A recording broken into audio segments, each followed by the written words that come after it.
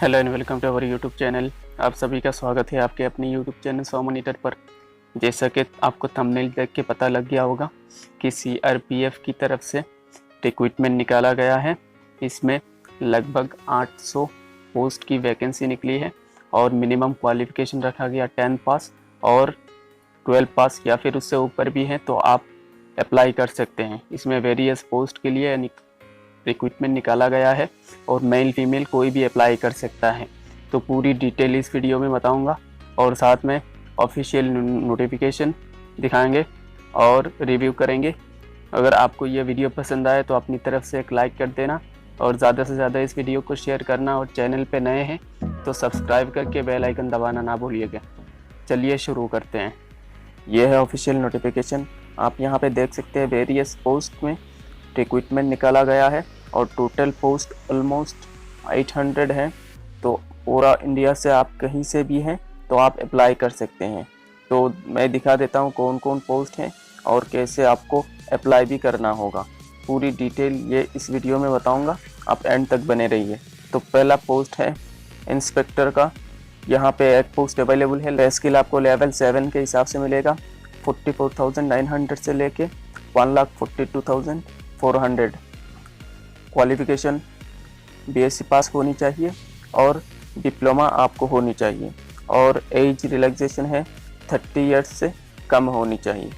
Second post का नाम है सब इंस्पेक्टर स्टाफ नर्स। यहाँ पे टोटल पोस्ट है 175 और यहाँ पे लेवल 6 के हिसाब से पे स्किल मिलेगा 35,400 से लेके 1,12,400 तक। और क्वालिफिकेशन की बात करें तो 12 पास होनी चाहिए और साथ में 3.5 साल का डिप्लोमा होनी चाहिए और एज लिमिट 30 ईयर्स से कम होनी चाहिए। नेक्स्ट पोस्ट का नाम है सब इंस्पेक्टर रेडियोग्राफर। यहाँ पे टोटल पोस्ट है 8 और लेवल 6 के हिसाब से पे स्किल मिल रहा है। और क्वालिफिकेशन की बात करें तो आपको मैट्रिक पास या फिर 12 पास साइंस स्ट्रीम में होनी चाहिए और साथ में डिप्लोमा 2 ईयर्स का होना चाहिए और एज लिमिट है 30 ईयर्स से कम होनी चाहिए। और नेक्स्ट पोस्ट का नाम है असिस्टेंट सब इंस्पेक्टर फार्मासिस्ट। यहाँ पे टोटल पोस्ट है 84 और पे स्केल मिल रहा है आपको लेवल 5 के हिसाब से 29,200 से लेके 92,300 तक। और क्वालिफिकेशन की बात करें तो 12 पास होनी चाहिए और साथ में 2 ईयर्स का डिप्लोमा इन फार्मेसी डिप्लोमा होनी चाहिए। और एज लिमिट की बात करें तो 20 ईयर्स से 25 ईयर्स एज के बीच में होनी चाहिए। नेक्स्ट पोस्ट का नाम है असिस्टेंट सब इंस्पेक्टर फिजियोथेरेपिस्ट। यहाँ पे टोटल पोस्ट है 5 और पे स्किल मिल रहा है लेवल 5 के हिसाब से 29,200 से लेके 92,300 तक। और एजुकेशन क्वालिफिकेशन आपको मैट्रिकुलेशन पास होनी चाहिए या फिर आपको 12 पास होनी चाहिए और साथ में साइंस स्ट्रीम होनी चाहिए और 3 ईयर्स का डिप्लोमा होनी चाहिए और एज आपका 20 ईयर्स से 25 ईयर्स के बीच में होनी चाहिए। नेक्स्ट पोस्ट का नाम है assistant sub inspector dental technician. यहाँ पे टोटल पोस्ट है 4 और पे स्किल मिल रहा है आपको लेवल 5 के हिसाब से 29,200 से लेके 92,300 तक। और एजुकेशनल क्वालिफिकेशन आपको मैट्रिकुलेशन पास होनी चाहिए और साथ में 2 ईयर्स का डेंटल हाइजीनिस्ट कोर्स होनी चाहिए और आपको 20 ईयर्स से 25 ईयर्स के बीच में आपका एज होनी चाहिए। नेक्स्ट पोस्ट है assistant sub inspector library technician. यहाँ पे टोटल पोस्ट है 64 और लेवल 5 पे स्किल मिल रहा है। और क्वालिफिकेशन की बात करें तो मैट्रिकुलेशन पास होनी चाहिए और साथ में डिप्लोमा होनी चाहिए। एज आपको 20 ईयर्स से 25 ईयर्स के बीच में होनी चाहिए। नेक्स्ट पोस्ट का नाम है असिस्टेंट सब इंस्पेक्टर इलेक्ट्रो। यहाँ पे टोटल पोस्ट है 1 और लेवल 5 के हिसाब से आपको पे स्किल मिल रहा है। मैट्रिकुलेशन आपका पास होनी चाहिए और आपको सर्टिफिकेट ऑफ इलेक्ट्रोकार्डियो आपका होना चाहिए। और एज की बात करें तो आपको 20 से 25 ईयर्स के बीच में होनी चाहिए। नेक्स्ट पोस्ट का नाम है head constable physiotherapy assistant nursing assistant. यहाँ पे टोटल पोस्ट है 88 लेवल 4 के हिसाब से 25,500 से लेके 81,100 तक आपको पे स्किल मिल रहा है। और एजुकेशनल क्वालिफिकेशन की बात करें तो आपको 12 पास होनी चाहिए और साथ में 2 इयर्स का डिप्लोमा होनी चाहिए और आपका एज लिमिट 18 ईयर्स से 25 ईयर्स के बीच में होनी चाहिए। नेक्स्ट पोस्ट है हेड कांस्टेबल, यहाँ पे टोटल पोस्ट है 3 और लेवल 4 के हिसाब से आपको पे स्केल मिल रहा है और आपको एजुकेशनल क्वालिफिकेशन 12 पास होनी चाहिए और साथ में 2 ईयर्स का डिप्लोमा होनी चाहिए और आप 18 ईयर्स से 25 ईयर्स के बीच में होनी चाहिए। नीचे आप देखेंगे हेड कांस्टेबल, फिर और एक पोस्ट है, यह है डायलिसिस टेक्नीशियन। यहाँ पे टोटल पोस्ट है 8 और लेवल 4 के स्किल के हिसाब से आपको पे स्किल मिलेगा और आपको एजुकेशनल क्वालिफिकेशन 12 पास होनी चाहिए, साथ में 2 ईयर्स का डिप्लोमा होनी चाहिए और आपका 18 ईयर्स से 25 ईयर्स एज के बीच में होनी चाहिए।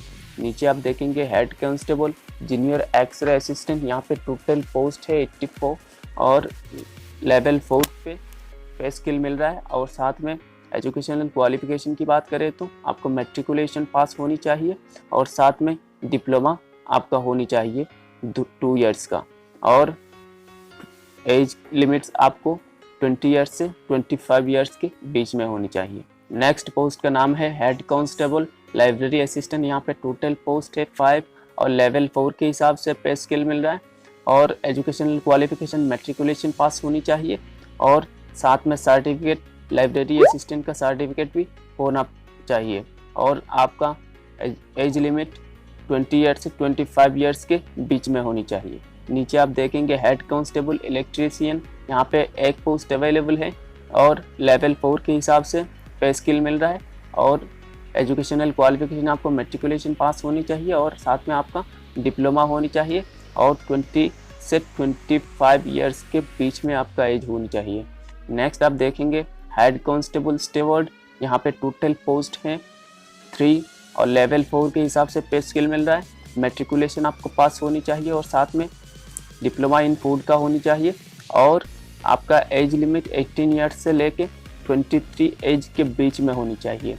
और नेक्स्ट आप देखेंगे कांस्टेबल मसलची, यहाँ पे टोटल पोस्ट है 4 और लेवल 3 पे स्किल मिल रहा है आपको 21,700 से लेके 69,100 तक और आपको मैट्रिकुलेशन पास होनी चाहिए मिनिमम और आपका 2 ईयर्स का एक्सपीरियंस होनी चाहिए और आपका एज 18 ईयर्स से 23 एज के बीच में होनी चाहिए।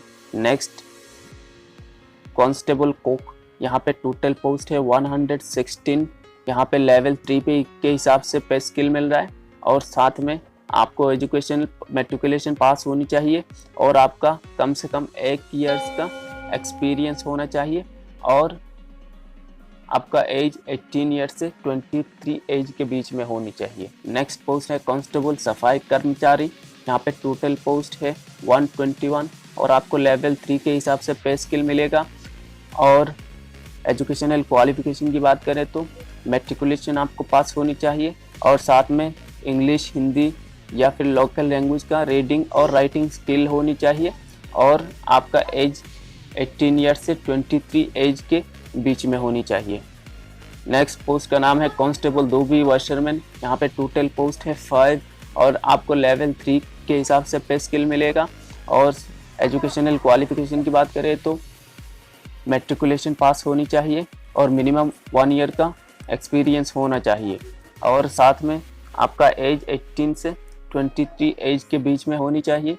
नेक्स्ट पोस्ट का नाम है कांस्टेबल, यहाँ पे टोटल पोस्ट है 3 और लेवल 3 के हिसाब से पे स्किल मिल रहा है और एजुकेशनल क्वालिफिकेशन आपको मैट्रिकुलेशन पास होनी चाहिए और एज लिमिट आपको 18 ईयर से 23 एज के बीच में होनी चाहिए। नेक्स्ट पोस्ट है कांस्टेबल टेबल बॉय, यहाँ पे टोटल पोस्ट है 1 और लेवल 3 के हिसाब से पे स्किल मिलेगा और एजुकेशनल क्वालिफिकेशन आपको मैट्रिकुलेशन पास होनी चाहिए और कम से कम 1 ईयर्स का एक्सपीरियंस होना चाहिए और एज लिमिट आपको 18 ईयर्स से 23 एज के बीच में होनी चाहिए।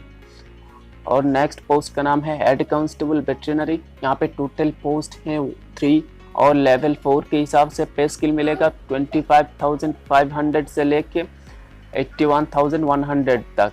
एजुकेशनल क्वालिफिकेशन आपको साइंस स्ट्रीम से 12 पास होनी चाहिए और आपका सब्जेक्ट होना चाहिए फिजिक्स, केमिस्ट्री, बायोलॉजी और साथ में आपको आपका डिप्लोमा होनी चाहिए और एज लिमिट आपको 18 ईयर्स से लेके 25 ईयर्स एज के बीच में होनी चाहिए।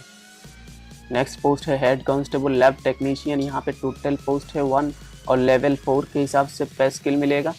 और एजुकेशनल क्वालिफिकेशन आपको 12 पास होनी चाहिए साइंस स्ट्रीम में, और साथ में 2 इयर्स का डिप्लोमा होनी चाहिए। और एज लिमिट आपको 18 इयर्स से लेकर 25 इयर्स के बीच में होनी चाहिए। नेक्स्ट पोस्ट है हेड कांस्टेबल रेडियोग्राफर। यहाँ पे टोटल पोस्ट है 1 और लेवल 4 के हिसाब से पे स्केल मिलेगा। और एजुकेशनल क्वालिफिकेशन आपको 12 पास होनी चाहिए साइंस स्ट्रीम में, और साथ में आपका डिप्लोमा सर्टिफिकेट होनी चाहिए। और एज लिमिट आपको 18 से 25 इयर्स के बीच में होनी चाहिए। एज रिलैक्सेशन की बात करें तो SC/ST के लिए 5 इयर्स, OBC के लिए 3 इयर्स और एक्स सर्विसमैन के लिए 3 इयर्स की छूट मिलेगी। फिजिकल स्टैंडर्ड्स, हाइट के लिए unreserved EWS SC and OBC male के लिए 170 cm होनी चाहिए और फीमेल के लिए 157 cm होनी चाहिए। और chest unreserved EWS SC and OBC male के लिए 80 cm होनी चाहिए और फीमेल के लिए ये लागू नहीं है। और हाइट और चेस्ट में रिलैक्सेशन मिलेगा। ST के लिए ये क्या क्या है आप एक बार पढ़ लेना, ये पॉज करके आप पढ़ सकते हैं। फिजिकल एफिशिएंसी टेस्ट में आपको रेस मिलेगा, लॉन्ग जंप मिलेगा और हाई जंप मिलेगा। मेल के लिए 1 माइल रेस 7.5 मिनट के अंदर आपको कंप्लीट करना पड़ेगा। लॉन्ग जंप आपको 10 फीट आपको क्रॉस करना पड़ेगा, इसके लिए 3 चांस मिलेंगे। और हाई जंप में 3 फीट आपको क्रॉस करना पड़ेगा और इसके लिए भी 3 चांस मिलेंगे। और फीमेल के लिए 800 मीटर्स क्रॉस करना पड़ेगा आपको 6 मिनट के अंदर, और 6 फीट आपको लॉन्ग जंप क्रॉस करना पड़ेगा, इसके लिए 3 चांस मिलेगा।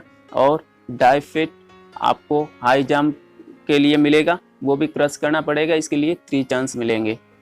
एग्जामिनेशन सेंटर होने वाला है न्यू दिल्ली, हैदराबाद, गुवाहाटी, जम्मू, प्रयागराज, अजमेर, नागपुर, मुजफ्फरपुर और पल्लीपुरम। आपके लिए आसान होगा जब आप अप्लाई करते समय एग्ज़ाम सेंटर आप देंगे, वहाँ पे जो आपके पास पड़ता है वही आप सिलेक्ट कीजिए ताकि आप आसानी से पहुँच पाएँ। एग्ज़ामिनेशन फ़ी की बात करें तो अनरिजर्व EWS OBC सिर्फ मेल कैंडिडेट्स के लिए, ग्रुप बी के लिए 200 रुपीज़ पे करना पड़ेगा और ग्रुप सी के लिए 100 रुपीज़ पे करना पड़ेगा। और ये आप इंडियन पोस्टल या फिर बैंक तरफ से आप पे कर सकते हैं। और सभी फीमेल या फिर SC/ST पर्सन के लिए फ़ी नील है, आपको कोई पे नहीं करना पड़ेगा। हाउ टू अप्लाई आपको ऑनलाइन करना पड़ेगा और ये स्टार्ट होगा 20/7/2020 से लेके 31/8/2020 तक चलेगा। और इसके लिए एक फॉर्म है, बाद में मैं दिखाऊंगा कौन से फॉर्म है, कैसे आपको फिलअप करना है। ये फॉर्म फिल करके आप बाय पोस्ट सेंड करना पड़ेगा इसी एड्रेस पर। ये जो एड्रेस आप देख रहे हैं यही एड्रेस पे आपको सेंड करना पड़ेगा। यहाँ पे कुछ और इंस्ट्रक्शन भी दिया गया है कैसे आपको अप्लाई करना है, पूरी डिटेल है। अगर आप पढ़ना चाहते हैं तो ये वीडियो पॉज करके भी पढ़ सकते हैं। और साथ में यहाँ पे CRPF का ऑफिशियल वेबसाइट दिया गया है, ये वेबसाइट आप विजिट करके आप ऑफिशियल नोटिफिकेशन देख सकते हैं। ये जो वेबसाइट है www.crpf.gov.in, ये वेबसाइट मैं नीचे डिस्क्रिप्शन में दे दूँगा, आप वहाँ पे जाके ऑफिशियल नोटिफिकेशन भी देख सकते हैं।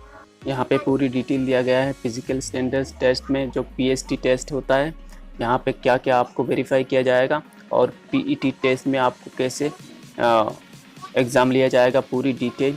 और साथ में कौन कौन की सब्जेक्ट का एग्ज़ाम होगा, पूरी डिटेल दिया गया है। आप एक बार पढ़ सकते हैं, अगर आप पढ़ना चाहते हैं तो पढ़ सकते हैं।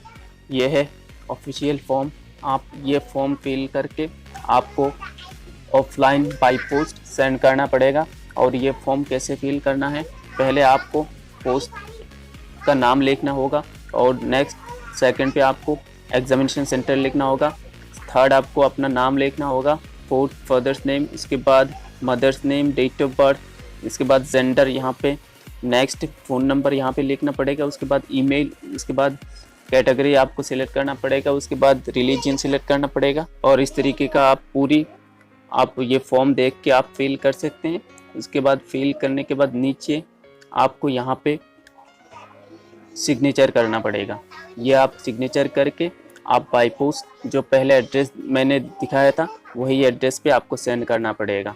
तो ये था आज का जॉब रिलेटेड नोटिफिकेशन।